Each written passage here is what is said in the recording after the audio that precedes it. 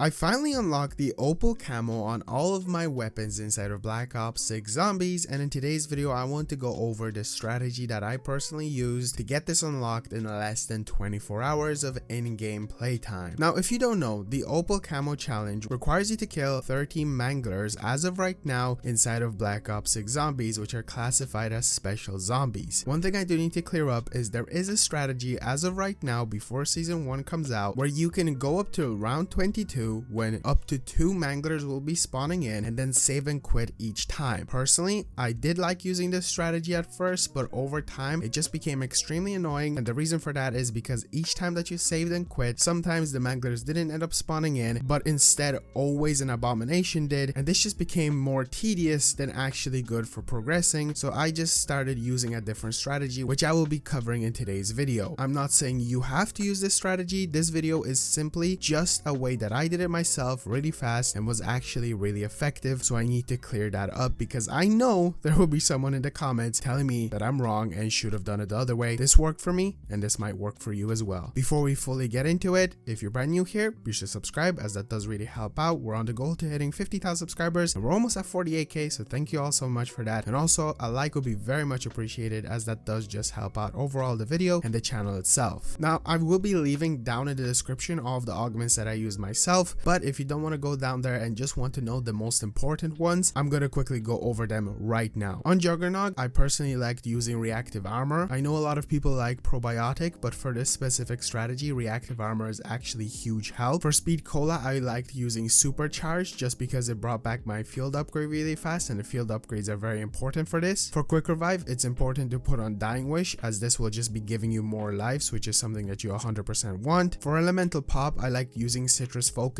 as this will allow you to kill the manglers faster because you will be able to activate the Napalm Ammo mod, which is the thing that deals more damage to them, and also Vulnera Bean, slightly increase enemy elemental weakness damage, which is also huge. And I guess for melee Macchiatto, which is only going to apply to the melee weapons, I like using Vampiric Extraction and Stick and Move. And there's one last one, and that is for Ether Shroud. For this one, it is actually kind of almost important for you to use, and that is specifically in your minor augments Extra Charge, because this will be increasing it up to 1. And as for major augments, make sure you don't have Void Stealth equipped unless you're going for melee kills specifically. Now that we have the augments out of the way, another very important thing for you to do if you still haven't in your grind, always have a suppressor equipped, as this will be allowing you to collect a lot of salvage, which is also going to make this strategy even better. Now this strategy takes place on Liberty Falls, which of course is like one of the best maps to grind out camos right now in the game, and I think it's very important that you leave your mini map on. The reason for this is because you're going to be able to see your manglers way faster and way more efficiently, and I'm just pointing this out because a lot of people obviously like to turn that setting off to make it more classic, but if you're grinding camos for this one moment, I do recommend for you to just turn that back on just to be able to see. But I just wanted to point this out because it's gonna make your life so much easier. Now when I hop into Liberty Falls, what I liked doing was staying inside of spawn up until like round 7, or essentially whenever I had 11,000 to 12,000 points. It can't just be around 10,000 and up. It doesn't really fully matter. This one's just a personal recommendation that I have. From there, I like to go towards the comic book store or Quick Revive area just because I could pick up the 500 points, and then from there, another huge part for this whole strategy is to build the jet gun. The reason for this is because we're going to be using a high rounding strategy that will not only make the rounds go way faster, but you're going to be able to not only collect a bunch of salvage to level up your weapons faster, but also just be able to kill those manglers way more efficiently. So what I like to do from here is slightly make progress on making the actual jet gun. You could use the Wonder Bar Gobblegum, which will be guaranteeing you a wonder weapon from the mystery box, but the chances of actually getting the jet gun are pretty low. For this one, I would actually specifically recommend for you to use, if you're using your melee weapons, trying to get the jet gun with your melee weapons being your main weapon, unless you spawn in with a good actual like assault rifle, is kind of tedious. So if you could just skip the whole process of unlocking the jet gun, this is a great way of doing it, and also this could apply to your rocket launchers. Now going back to the strategy, I like to pick up the valve just because this is going to be for the jet gun, and then from there I try to pack a punch my weapon as fast as possible. Don't waste your salvage just yet because we will be upgrading to a blue rarity weapon, but we have to wait till round 10. So from here, what I like to do is go over to the graveyard and wait around for the groundskeeper to spawn in so I can take him out and get the key that will allow me to get the handbrake for the jet gun. Once I have that and it's below round 10, I like to then make my way and try to do the valve step, which is located inside of the bowling alley. Once I'm here, the way I like to do this is with my ether shroud being powered up to 2 if you do have it, and also potentially maybe having some decoys or shock charges. You can actually do this pretty efficiently if you just time it perfectly. Honestly, if you do it as many times as I did while I was grinding this out, you will become way better than the first times that you'll be attempting this. Don't worry if you do go down here, but probably saving your self revives is the best option. Then again, as of right now, whenever you save and exit, you actually do reset the amount of self revives you can have. This will probably be changed in the future, but that's just something to consider, that, you know, just try not to use up your self revives. Once I have that part from the evolve step, and if it's around 10, which it should be around that, I make my way back to the church and do the free ether tool Easter egg. What you have to do is throw an explosive or shoot it with an explosive if your weapon is explosive, if it's pack-a-punch or if it's a rocket launcher. But for now, we're going to be using a grenade and throw it straight up around this area because there is a helmet that you want to blow up. If you just throw it up here, I've noticed this is like the most efficient way and 100% guaranteed. Don't stand far away and throw it at it. You could miss. Just stand directly below it, throw it up, and wait until it blows up. From this, zombies will start falling from the sky. You could end up getting some kind of score streaks, and the ones that you want to be on the lookout for, the mutation where you can turn into a mangler or a chopper gunner, because these will be super useful to take out abominations later on. From this, you can upgrade to blue rarity, and now you don't have to worry about not spending your salvage, because from here you can upgrade to purple rarity or even just get napalm burst onto your weapon. So from here, it's up to you the way you will go about leveling up your weapons. Definitely wasted obviously on the gun that you're planning, since the jet gun should be your secondary, but I just want to put that out there. We're done with not worrying about the salvage being spent. This is up to you, whatever way you go about it yourself. Once it hits round 11, I like to make my way towards the comic book store area, because this is where we're gonna get the last jet gun part, and you're guaranteed a mangler to spawn in. If you have enough points, you could potentially upgrade your armor and get quick revive, because quick revive and jug are the two most important perks that I like to personally use, and these could be the perks that you use up until round 25 unless you have a weapon that is pretty slow or you need melee Macchiatto for your melee weapons. Not only is jug going to be obviously giving you that more health and the reactive armor, but quick revive is going to be replenishing that health way faster, and I really liked using just these two, maybe with Speakle again or melee Macchiatto. And then once I'm here and wait around for the mangler to spawn in, I like to sometimes clear out the zombies and just try to make the mangler shoot the specific door at the store if you've never done this. And when the mangler shoots it, take it out. This should be your first mangler kill on your weapon or whatever amount that you need, and then go inside, dig up these weird like piles of whatever the hell this is, electronics and wires, and you should get the last part. Make your way back to the motel inside of this room and build the jet gun. From here, you're done the setup. You can pack a punch it if you wish. You can wait to pack a punch it. Honestly, whenever I used it and went up to like insane rounds doing this strategy, I had it pack a punched once sometimes. Like, I rarely ever went up to 3. If you're comfortable with your points, it is up to you. Main concentration should 100% be on your weapon. Pack a punch that thing up to 3 and get it to gold rarity and napalm burst as fast as possible. But anyway, the strategy that I like to use for this is making my way up to the roof of the bank and opening this specific door where there's a zip line, and all you have to do is just sit here with your jet gun. If you're on controller, use your right trigger, not left trigger, to suck up the zombies, but keep tapping it, as this will allow you to save your ammo on the jet gun and not use it up. And the way I like to do this strategy is sit here basically most of the time. Whenever manglers spawn in, if need be, activate your ether shroud and start concentrating all of your fire on them. If an abomination spawns in, this is where your chopper gunner or your mutation comes in super useful. You want to take them out as fast as possible because they can actually kill the manglers with their laser. You do have the zipline here, which is an amazing escape, because if you manage to escape just in time, you'll be able to then despawn the zombies at the area where, let's say, it was chaotic with an abomination and manglers, and then you can wait on the roof at spawn where you could potentially end up getting the manglers to spawn in and take them out, and then go back and forth. One thing I need to point out, this can bug out as of right now, where if you're like on the very end of a round and you zipline away multiple times, zombies can just completely stop respawning, so do be careful with that. This actually ended up happening to me on a round where I save and quit, so basically I had to completely end my game, so do be wary of that. But even if you can't just zipline, you can simply jump down and then then just run back upstairs up to the roof. It's a very simpler process. You could also potentially equip the free faller augment onto your stamina, which will make you immune to fall damage in case you get blasted away by a mangler, punched by a mangler, or fall down yourself. If you're on a vermin round, you could just save and quit and, you know, skip the whole thing, which could end up spawning even more manglers. But then again, the abomination spawns in. What I like to do instead sometimes, if I do have it in me to go through one of those rounds, is jump down and go to this alleyway, which is super simple, and just go up to this corner just beside these bins or trash cans, dumpsters, whatever you want to call them, and suck up the zombies or the vermins, and you should be able to get through the round pretty fast. Another thing that you could do is complete some of the Easter egg and force spawn the high value target mangler. The reason I don't like doing this is because this kind of messes up my strategy of getting through these rounds as fast as possible and getting to higher and higher rounds as efficiently as I can. But if you want to maximize it and potentially speed up the process, you could do it. The other issue that I have with this is the fact that it can sometimes get really intense, and another issue is the fact that sometimes it could just be an abomination that's a high value target, so then you have to complete some more of the Easter egg, and it just becomes this really tedious process. So that's why I personally don't want to use it, but it's something that I want to put out there because I feel like, again, somebody will either comment it, or you could just use this option yourself if you wish to. Now, if you're using normal ranged weapons, in between round 30 and round 35, you should be able to get your 30 mangler kills if you don't also apply obviously the Easter egg or save and quit, whatever way you wish to do this. And then what I like to do instead of backing out is going and spinning the mystery box to get a different weapon, and then hopefully having enough salvage to, if it needs to upgrade from purple or blue or whatever to gold, getting my napalm burst on it, pack a punch into level 3, and then staying up even higher rounds. Honestly, if you get this strategy down, super comfortable to stay here. It's super efficient and it becomes actually really easy. It's just going to be a bit of a learning process. It took me a while, but there were some times where I ended up being like there till like round 49, round 50, and being like, oh, I'm still here. And then obviously if you get to a point where it's like just a bit too much, manglers get a bit too intense, you just back out. Also, from round 22, as I've mentioned, 2 manglers spawn in, and then from round 31 and up, it's just chaos. It's just mangler fest. And the last thing that I want to talk about is melee weapons and rocket launchers. This strategy is super efficient with those. Rocket launchers is just like any other weapon. As I said, ether shroud, start blasting them, escape if need be, buy ammo with those if need be, because it will be sometimes possibly necessary, chopper gunner or mutation to take out the abominations if it does get into a situation like that. And then lastly, for melee weapons, for that you could just go over to ether shroud and equip the void stealth augment, which will allow you to just, once you're in it, your main weapon gets switched to it, and then go up and melee the manglers, which will allow you to complete this relatively quickly. It's not super fast with the melee weapons or rocket launchers, but this is definitely the most efficient way. So that's it for the video. I know this was a pretty hefty boy. The main reason for it is because there's just so much that I learned over my time playing it that I wanted to mention. If you have any questions, comment down below. I'll definitely be making a video on the afterlife camo, which I am currently grinding out. I have a strategy down that I think is going to speed up the process, and then obviously I'm going to have a strategy for Nebula itself. If you would like, I could also make a mystic gold strategy video, how I went about doing that. I'm obviously making videos and other stuff, so I'm not a person that is just dedicating his entire freaking second that I'm awake to camo grinding. I'm still making videos. I'm still just, you know, like going outside. I have a life outside of just playing games and doing YouTube. I hope this strategy in some kind of way can apply to people that are in a similar situation. Obviously, I'm a bit different because I do have this extra time to do my camo grinding, but I want to apply a strategy that isn't like, oh,